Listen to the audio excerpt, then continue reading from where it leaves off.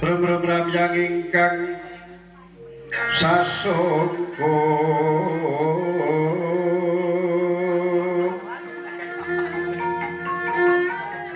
wayah nyokang lagi yo lumaras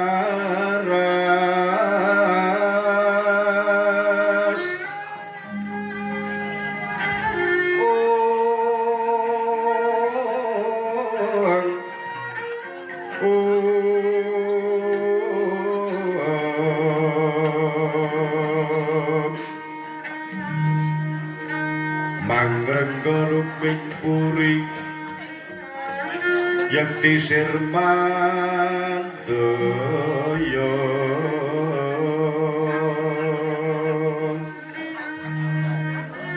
Sirmandoyo sekarang Keswo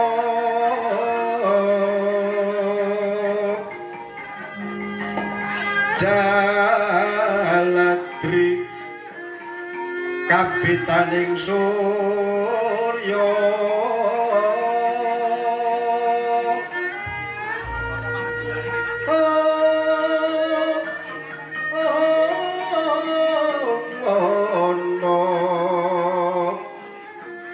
Dening kiwang ora anjrah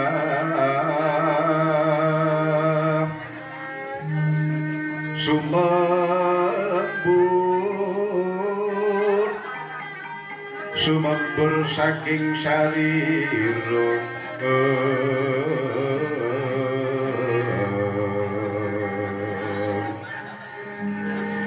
risang sekarek Narendra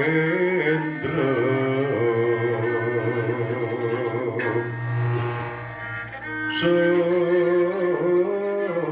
mengolorong setya rum setya hasmara dewa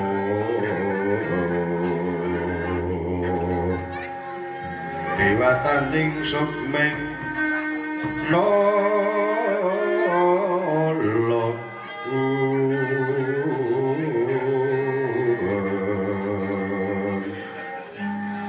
sarira kang madibya-dibya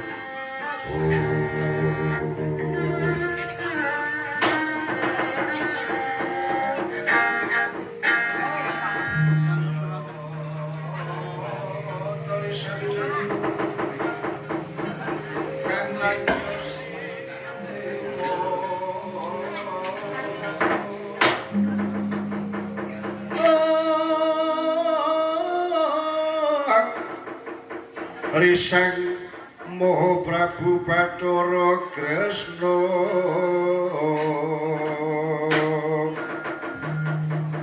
prasisten dampar kencana asri rengganing busana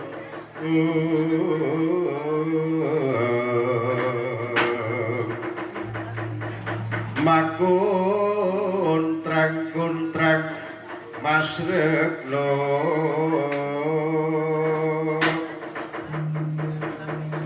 Yayasan Wang Wisnu Bathara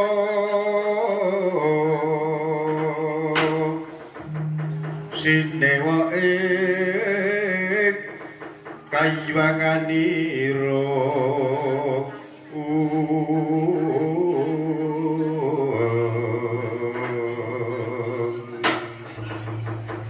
Narendra arung ngandika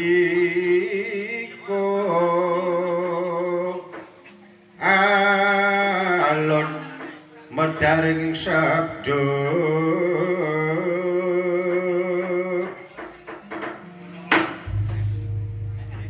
Iwang Sukmana kang adili luwih gawana naging nyulumuntur ing sih samudra pangaksama Koko Prabu semurandat anggenipun ingkang rayi angaturaken pambagya panakrama rawuh jengandika Koko Prabu wonten negari Ndrawati sawetawis paduka rawuh wonten negari Ndrawati ngaturaken pambagya panakrami saha ngaturaken sungkem pangabekti saiki kunjuk sahandaping pepodo Koko Prabu Baladewa. Jagat Dewa Bathara dan katedha manglingga murda dipinampi sabda pangandikanipun Yayi Prabu Sri Bathara Kresna ingkang rumentah dhumateng Kang Raka Purwandura. Upami Yayi Prabu punika kadang werdanipun ingkang Raka sabda pangandikanipun Yayi Prabu kula pundi wonten mustaka mugi dadosaken jejimat. Bawanipun Yayi Prabu Sri Bathara Kresna punika kadang tarunanipun ingkang Raka Mandura. Sabda pangandikanipun Yayi Prabu Sri Bathara Kresna kula tampi kanthi tangan kekalih dadosaken daya kasantosanipun ingkang Raka. Kejawi punika padyastanipun ingkang Raka saya dikatur Yayi Prabu Sri Bathara Kresna. Kula nuwun injih kula pundi mugi dadosaken jejimat Koko Prabu mugi prayogakaken anggenipun lenggah. Inggih kados sampun prayogi Yayi Prabu. Samba sawentara pepundhenmu Sinuwun Prabu Baladewa rawuh ana negara ing Ndrawati pun Rama ngeparingaken kelawan jeneng para enggal ngaturake sungkem pangabekti kelawan pepundhenmu kula Samba Wisnubrata. Kono linggih dan katedha manglingga murda pinampi sabda pangandikanipun diwaji Rama Prabu Sri Bathara Kresna Samba Wisnubrata inggih.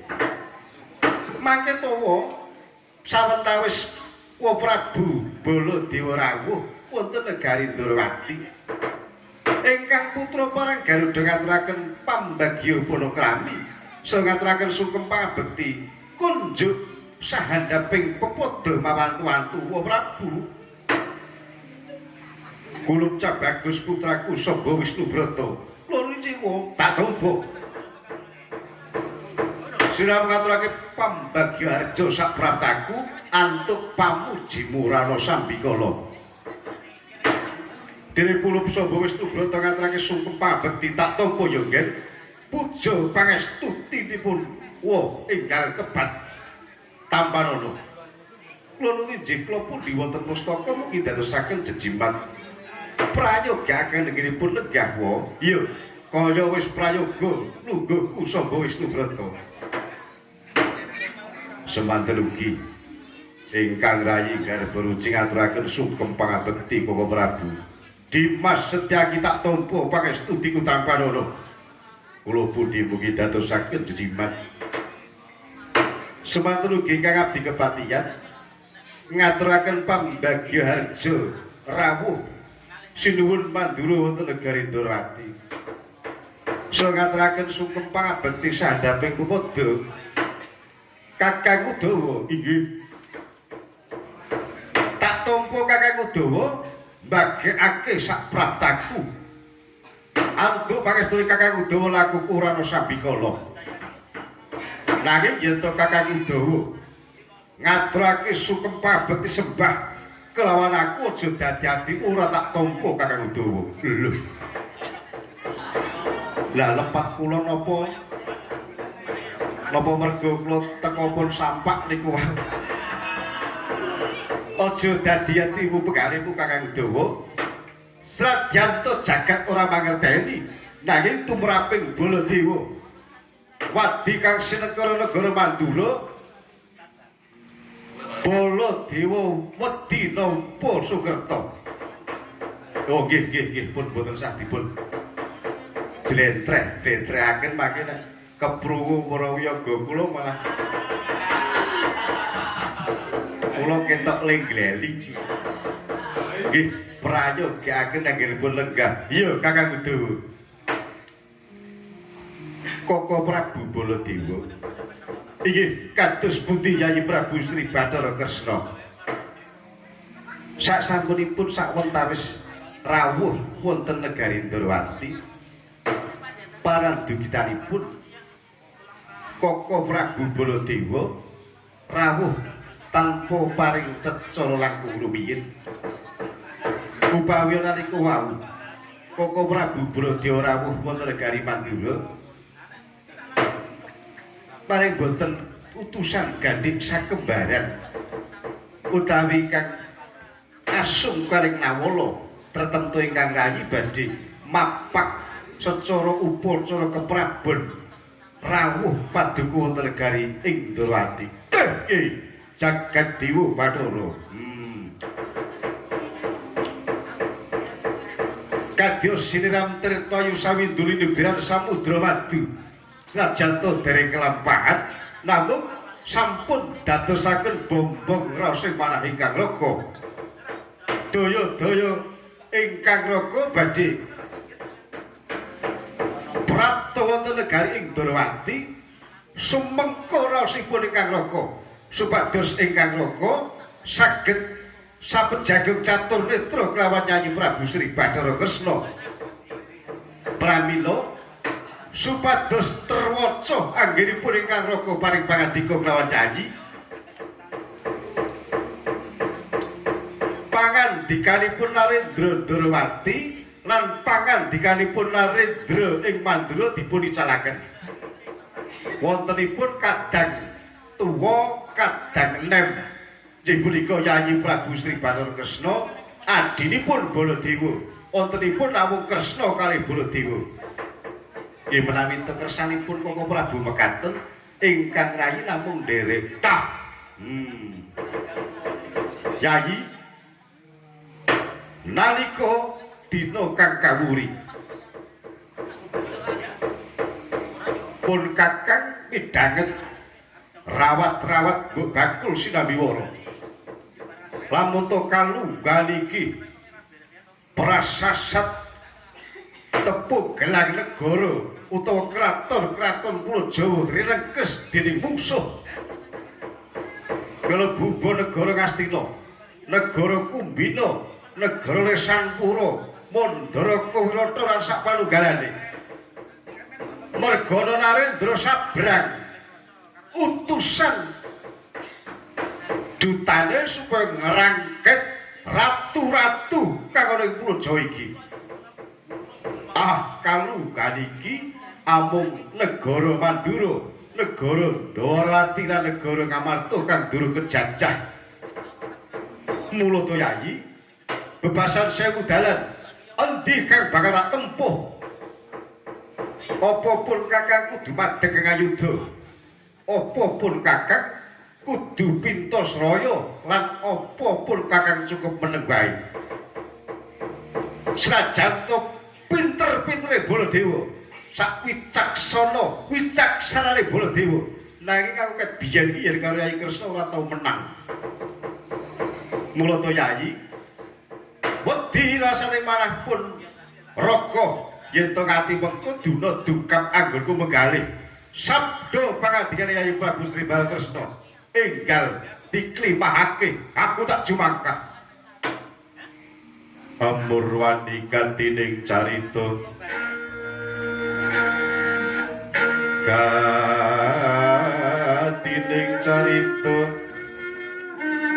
ratri puniki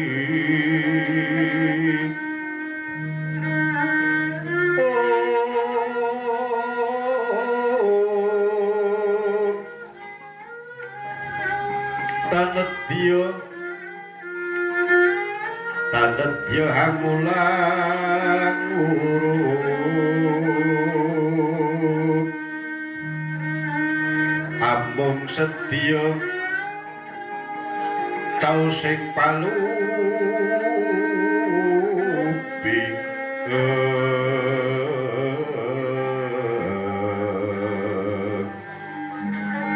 mung sumangga para pamriksa kinyawameti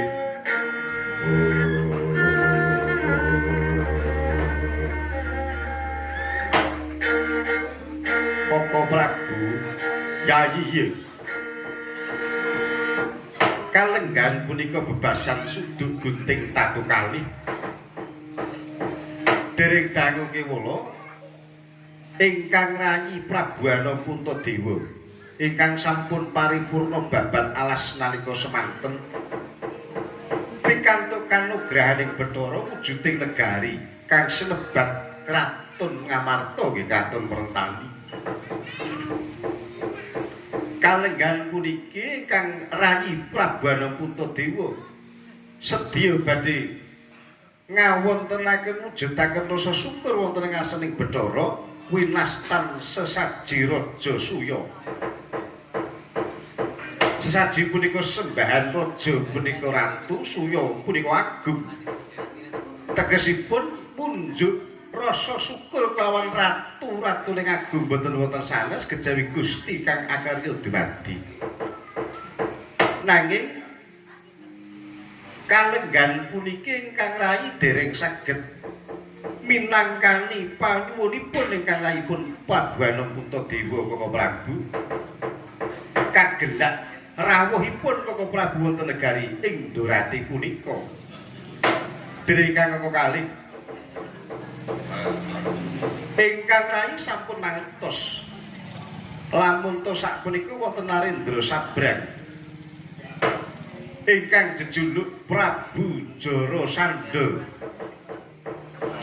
badhe ngawontenaken sesaji ugi ingkang winastan sesaji Kalalodra ngagem srananipun Narendra cacah 100. Dene kalenggan punika ingkang dereng kapikut nggih wontenipun negari Mandura, negari Dwarawati lan negari Ngamarta. Nanging ingkang rayi sampun pitados tertentu sak mangke sedangu menapa dela tertentu badhe dumugi wonten negari Dwarawati. Pramila sumangga tata sedaring ayuda langkung rumiyin Kaka Prabu. Upama sak mangke sak wanci-wanci negari Mandura utawi negari Dwarawati kategan mengsah kula lan panjenengan sampun sawega ing dirisi kekati. Leng-leng indriya mangung-mangungkung lir kanduan rimbang yayalena kang nandang kalih.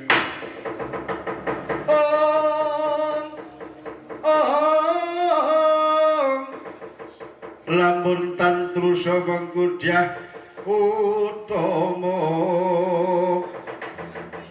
sang nata muda wusnya angrerepo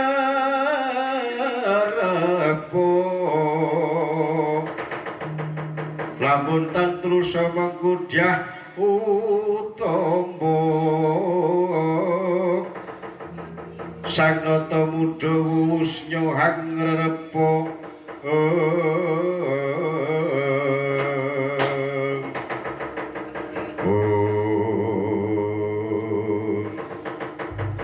sabet biar wauta eco anggelnya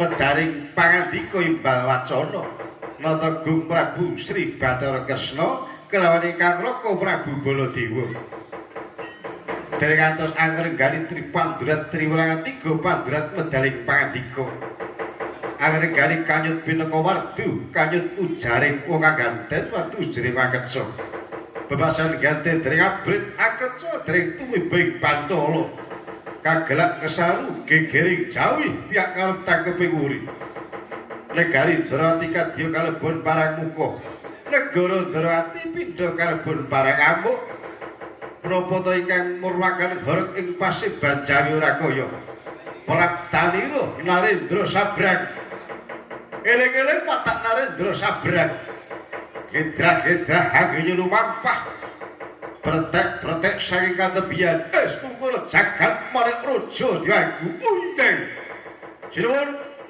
amit pasakaliman tabik ila-ila dina sinabet ila duni mugi bena-bena saking tulak sare kula nyuwuni diparilah minggah sidinggil binaturata kanca aku jalan-jalan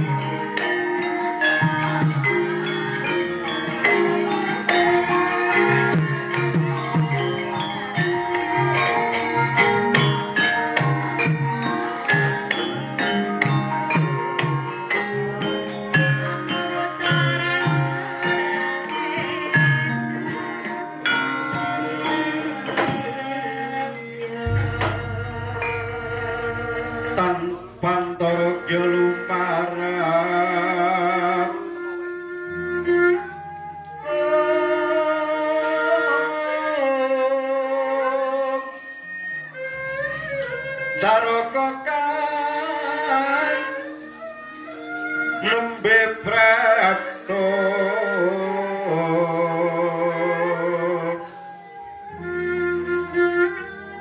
tekaping pasewan tandyo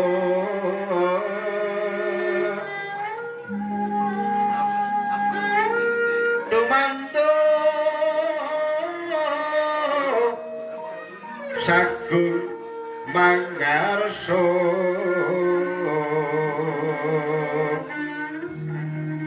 tanono kang kujiwa raras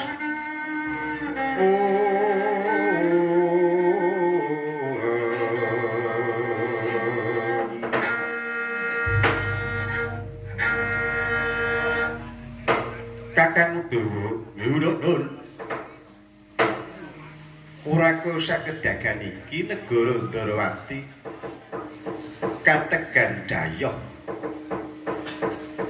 mongko aku durung tau tepung WA nggih mboten ora Kakang Udawa ki sembrono ratu kok WA-an sumangga dipun dangu awit kapejahana kula nderek kula dereng nate tepang kali Narendra punika Kakang Udawa iya mangke to kisana ampun winastan tangguh ihawit nembe kalenggan punika kula punika mangertos kisana rawuh wonten Garindrawati katitik saking busananipun kisanak punika sajeganing Narendra paduka punika Narendra saking pundi lan sinten jejulukipun Istungkur jagat manik raja diwaku uye jagat domangli gumurdo dipinampi sabdo pangandikanipun Diwaji Prabu Sri Bathara Kresna ingkang rumentah dumateng dasar kula langkung rumiyin kula badhe kunjuk atur lepat ingkang dados atur kula nyuwun lumuntring sih samudra pangaksami inggih boten dados menapa waleh-waleh punapa kula punika saking duta saking negari Giri Bajra duta saking negari Giri Bajra inggih senajan tanpa rupa kula punika jejering Narendra jejuluk kula Prabu Hamsaraja. Oh, paduka punika Prabu Hamsaraja. Mila mekaten Diwaji. Saderengipun kula badhe nyuwun pirsa napa leres punika negari Ndarawati lan sinuwun ingkang pinenggah wonten ing negari Ndarawati punika Diwaji Prabu Sri Bathara Kresna jagat boten wonten kalih leres punika negari Ndarawati lan kula ingkang jejuluk Prabu Sri Bathara Kresna nggih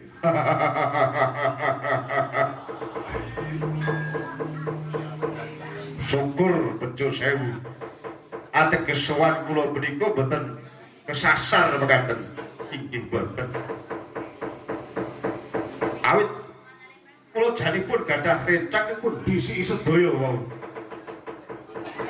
nggih boten dados menapa mung kagungan sesanggeman piyambak nggih Diwaji waleh-waleh punapa kula punika dinuta ratu Gusti kula senajan to kula punika ratu nanging masih kabawah ratu mekaten ratu sesembahan kula saking negari Giri Bajra Prabu Jarasandha kalenggan punika badhe ngawontenaken upacara puja syukur wonten ngasring Bathara nanging kedah dipun sekseni Narendra cacah 100 kalenggan punika kula sampun saged amboyo Narendra cacah 907 dereng kang saged napa ingkang dereng saged kula boyong ing antawisipun Narendra Mandura Prabu Baladewa Narendra Ndarawati paduka Prabu Sri Bathara Kresna lan sapanggipun Narendra wonten ngamarta Prabu Anaputadewa pamila dering panuwun kula Dewaji Prabu Sri Bathara Kresna kersa kula boyo wonten negari Giribajra sakmangke supados kinarya nyekseni ratu sesembahan kula ngawontenaken wujud syukur wonten ngarsaning Bathara menawi Dewaji Prabu Sri Bathara Kresna sakmangkeipun mundhut bebana punapa kemawon wonten negari kula punika bebasan negari kang sugih bondo bandu sentana Mas Pices Raja Brana sak bejati sedya badhe kula pinakani lan negara kula punika janipun kondange gaplek nek boten jane emas bareng kathah kena niku najanto wong 1,5 gram mekaten inggih katuran Dewaji Prabu Sri Bathara Kresna mundhut bebana punapa kemawon punapa badhe linton cacahipun kenya ingkang sresta warna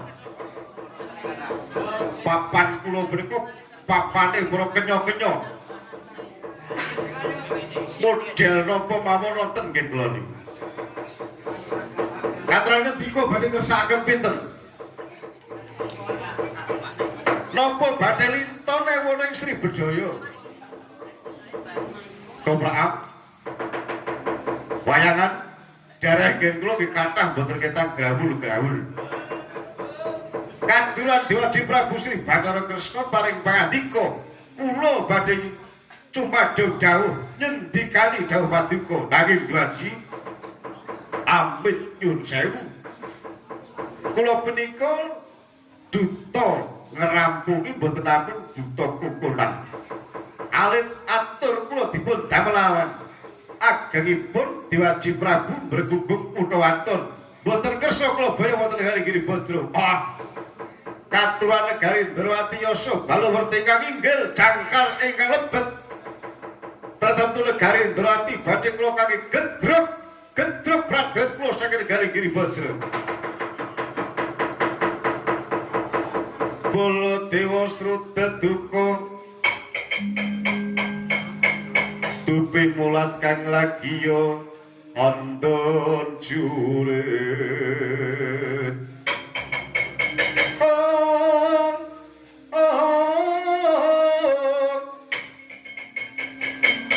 Gosemunyo anggen nyomus sugal pangandikanira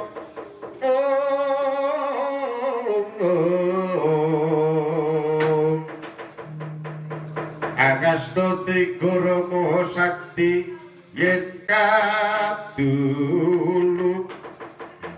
Yaya Simo Anubruka Sri Kresna memalasi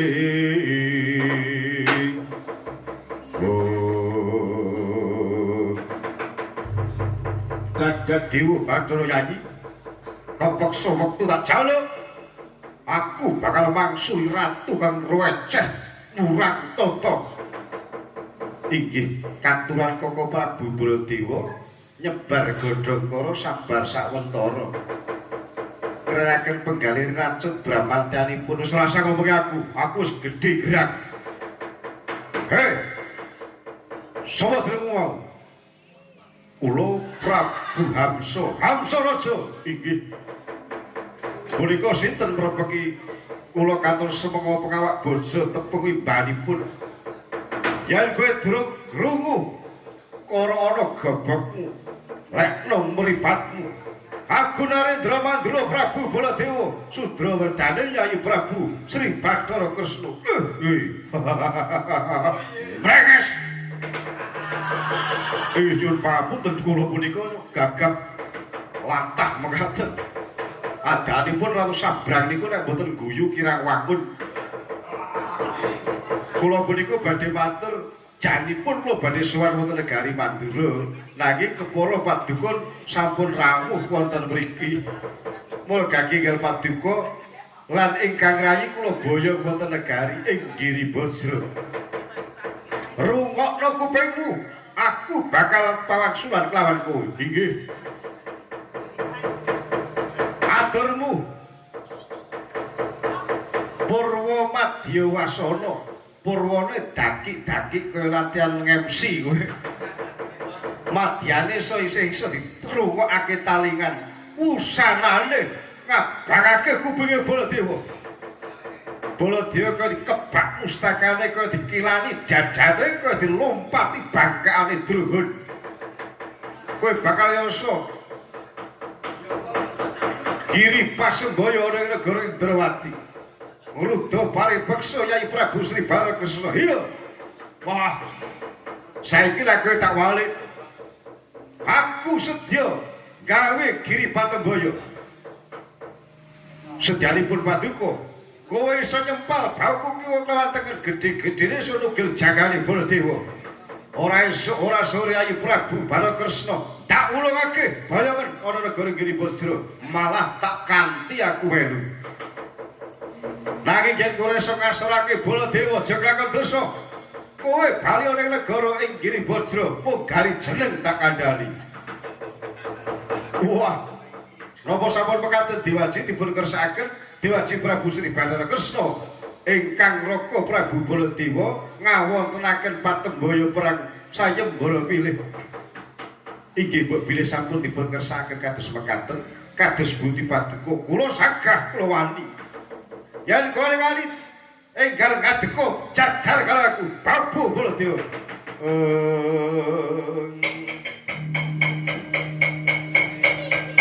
Mungut-mungut pindha sinabet Prembata wasiaji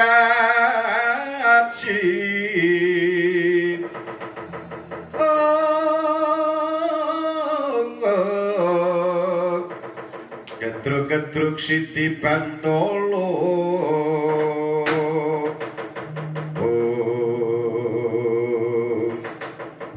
wis tungkura jagat manik raja diaku. Iye. Rumangsaku aku rembugan karo wong siji kaya rembugan karo wong sak negara Druhun.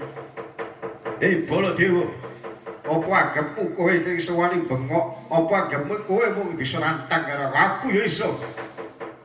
Patembayamu bakal tak pinakani. Ngendi papan teter-teter kadenggayan. Ora ana ing tinggal Binatarata metu jaba. Ana kenteng kawat babar wesi kono papan teter-teter kadenggayan. Wah, ya mengkono aja tinggal cat tak tunggu orang madyaning kalon ora nunggu gantran suwe saiki banget.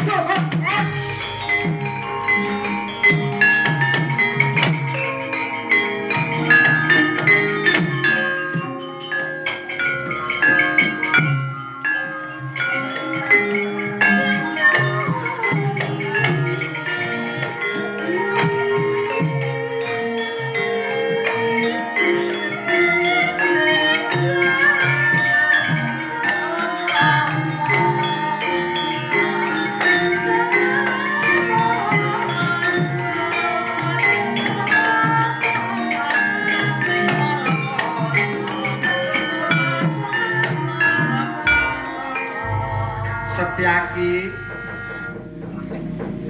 Dimas Setyaki Yayi apa kakangmu Dawa ditimbali Kang Raka sinuwun Prabu Sri Barakresna warungu ya pancen warungu muga-muga iso sak teruse iki warungu. Nggih napa kok kaya bocah cilik ngono lho. Dimas Setyaki pun kakang mangerti marang watak-watur Yai Setyaki. Koko Prabu Baladewa cekah rembug nganti ora enget Purwa Duksina. Iki ana ing Sitinggil Binatarata kok nglarak musuh. Yen to dipirsani kawula akeh, dipirsani Arendra Mancanegara, ndak ndarani Arendra ing Ndrawati tanpa tata trapsila. Mula ana tetembungan ngono ya ngono ning aja ngono. Empanmu kurang mapan, benermu kurang bener. ana tetembungan aja grusak-grusu yen tumandang merga yen grusak-grusu yen tumandang ora kabegjan nanging kapitunan kang bakal dinempuh. Nggih Yai Sedyaki, Yai Sedyaki. Ngono-ngono ning yo ngono. Empane kurang empan. Kowe ki arep ngomong apa Kang Udawa? Jane ngoten ajeng matur kados paduka. Langing panas raos mana kula. Mboten saged jempalane Arindra Kang Wirantata. Iya, nanging kudu nganggo pernatan. Dimas Setyaki wonten dawuh. Samengkone kadang mutu Koko Prabu Baladewa bakal lingsem mungsuh Narendra kemau. Merga Narendra kemau sejati Narendra kembar saka negara Giribajra kang jejuluk Prabu Hamsaraja lan Raja Dwibaka. Nalika semono wis prasapa ngersane Bapak Guru sebaya mukti sebaya mati. Yen urip nunggal kamukten yen mati nunggal papan. Mula kang saka iku isone mati ora ana gejaba wong dipateni kabeh. Nanging aku ora ngersakake negara Ndrawati dadi ajanging pasulayan nganti tumetek sing getih ana negara Ndrawati. Pun Raka ora kersa. Kersanipun mengko gawe gelaring perang. Yen Koko Prabu Baladewa ngadepi Hamsaraja, Setyaki Kakang Udawa ngadhepa marang Raja Dwibaka supaya iso pisah. Samuse mengko bisa pisah. Lamun to salah siji krempuh gegaman padha aloka lamun ana Narendra mati dadi banyu. Oh, dadi pake menawi sampun salah setunggaling mengsah ketaton dening gegaman supados sepuluh prajurit sami alok ana ratu mati dadi banyu mekaten. Iya, wah, dapukan kula rak namung alok to niki mangke.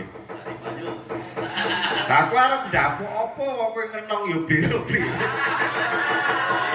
Wah, mboten pokoke kula melu mboten pawon mboten ketung namung alok ana ratu dadi Cina. Wus. Kowe malah sembrono. Ana ratu mati dadi banyu setiga. Yen mekaten kula nyuwun pamit badhe toto sedyaning ayuda Dimas Setyaki aja kaya bocah cilik. Semanten ugi kula badhe nyuwun pamit toto sedyaning ayuda Kakang Udaya. Samba wonten paring pangandika ingkang ajawuh. Ora samba ki nang ngendi to ket mau kok. Kula wonten wingking Rama. Oh iya. Budana Besawanan Jogja ingsun kersa kundur kedaton. Kula dateng sendika. Oh, to. Titipun sabdaing Narendra angrenggani sabda Brahmana Raja. Sabda pangucap Brahmana Pandita tanpa beda. Ucapaing Narendra sabdaning para pandita tanpa ana bedane. Yen Narendra medharing pangandika sepisan rata tiyang sanegari, yen pandita medharing sabda sepisan tan kena wala-wali. Kadya Kresna tumamping putra Seta tan kena lumebet. Ana kesempatan ngagung Prabu Sri Bathara Kresna kersa kundur kedaton jelek mulat karangsa kiring tinampi para abdi dalem ingkang ngampil upacara kundur kedaton. Binayang kadya pinangan tengkang binayang kawuyan.